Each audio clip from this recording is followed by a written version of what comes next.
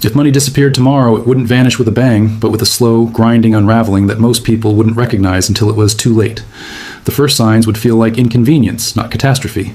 ATMs limiting withdrawals, bank transfers delayed for security reasons, a sudden announcement that certain bills are being replaced or phased out.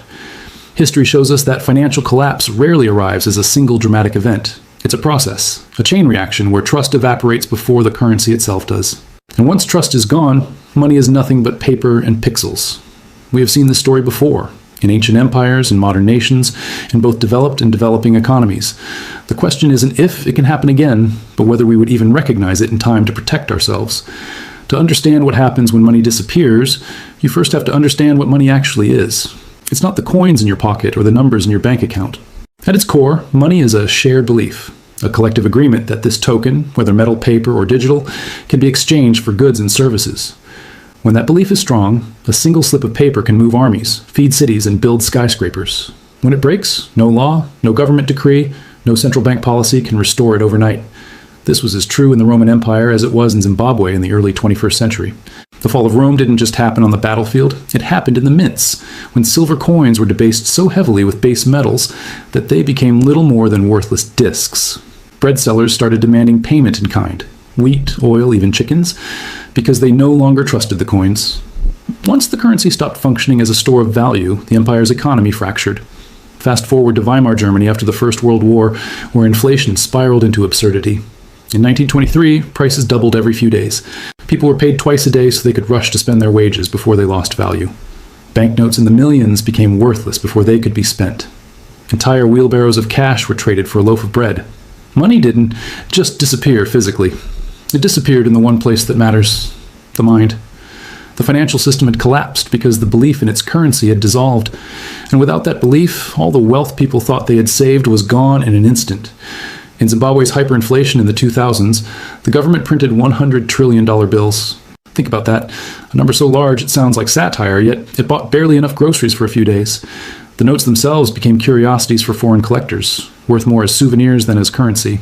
In Venezuela, the collapse was so severe that people turned to bartering haircuts for food or smuggling goods across borders. The common thread in all these cases was the same. Once the financial system broke down, people reverted to whatever form of exchange still held trust. Gold, goods, foreign currency, anything but the national money. If this happened tomorrow in a major economy, say the United States or the European Union, the ripple effects would be global and immediate. Supply chains depend on instant, trust-based transactions across thousands of miles. Without a functioning currency, ports would freeze, shipping would stop, and shelves would empty in days. International contracts written in that currency would become meaningless overnight. Even digital transactions, the lifeblood of the modern financial system, would grind to a halt if banks froze accounts to prevent a run on deposits. The shock to the system wouldn't just be economic, it would be deeply psychological. For generations, people have assumed their bank accounts are safe, their paychecks will clear, their pensions will be there when they retire. If that illusion breaks, panic takes over. Historically, when money collapses, people don't just lose wealth, they lose the framework of their daily lives. Trade slows, trust evaporates, and the gap between those who prepared and those who didn't becomes brutally visible. In ancient times, this meant the rise of barter systems and localized economies. In modern times, it often means a rush to alternative stores of value. In Argentina's repeated currency crises, the US dollar became the unofficial lifeline. In Russia, during the ruble crisis of the 1990s, foreign currency and hard goods became a second economy. Today, in the shadow of recent banking instability, many see crypto as the escape hatch, a decentralized, borderless way to hold value when the traditional system looks shaky. But let's not romanticize crypto as a silver bullet. If money vanished tomorrow, cryptocurrencies would face their own challenges. They depend on electricity, internet access, and functioning exchanges, all of which can be disrupted in a true systemic collapse. That doesn't mean they wouldn't play a role. In fact, during moments of localized collapse, we've already seen Bitcoin and other digital assets act as an emergency store of value. In countries with capital controls, crypto has been a lifeline for moving money across borders. But in a full-scale breakdown of a global currency, they would be just one piece of a very messy survival puzzle. Gold, on the other hand, has a long history of surviving currency death. From ancient Egypt's pharaohs to modern central banks, gold has been the ultimate fallback asset, universally recognized, impossible to print into oblivion. During the collapse of the Soviet Union, gold jewelry and coins were traded for food and favors. In the Great Depression, when banks failed and people's savings vanished, those with gold had bargaining power when cash became scarce. But gold is also heavy, hard to transport in quantity, and easily confiscated by desperate governments. It's no coincidence that in the United States, during the 1930s, the government literally banned private ownership of gold and forced citizens to turn it in. In a crisis, the rules change quickly. So what would life look like in the days and weeks after money disappeared tomorrow? At first, chaos. Supermarkets would see runs on essentials. Gas stations would limit purchases or refuse the old currency entirely.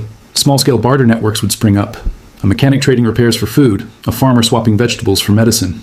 Communities would start to form microeconomies based on trust in tangible goods. The black market would explode, not just for contraband, but for basics like baby formula or batteries. Those with real wealth, not just digits in a bank, but assets with intrinsic or widely accepted value, would adapt fastest. Over time, a replacement currency would emerge, but it wouldn't necessarily be issued by the state. In some historical collapses, private banks or even large corporations have issued their own scrip trusted within certain regions or industries. In other cases, foreign currencies take over entirely. After Yugoslavia's collapse in the 1990s, the German mark became the de facto currency in many regions. In a modern collapse, it's entirely possible that a global tech company could create a stable digital currency backed by tangible assets, leapfrogging governments in the process. That possibility is exactly why central banks around the world are racing to develop their own digital currencies. They know that if they lose the ability to control the medium of exchange, they lose power itself. And that's the heart of this discussion. Money and power are inseparable. Whoever controls the currency controls the economy and by extension, the society. When money disappears, that power shatters, and the scramble to replace it determines the next order. In Rome, it was the military and local strongmen who stepped in. In modern times, it's often international lenders like the IMF, dictating terms in exchange for emergency funding. In the future, it could be a mix of states, corporations, and decentralized networks all vying for dominance. For the individual, the lesson from economic history is brutally simple. If your wealth exists only inside the financial system, it's not truly yours. Bank deposits, stocks, bonds, all of them are claims on a system that can be frozen, revalued, or erased. Real wealth is diversified, tangible, and, above all, resilient. It might be physical assets. It might be skills that others need. It might be networks of trust that function outside the official economy. The people who survive, currency collapse with their financial freedom intact, are never the ones who trusted the system blindly. They are the ones who understood that the system is only as strong as public belief, and that belief can vanish overnight.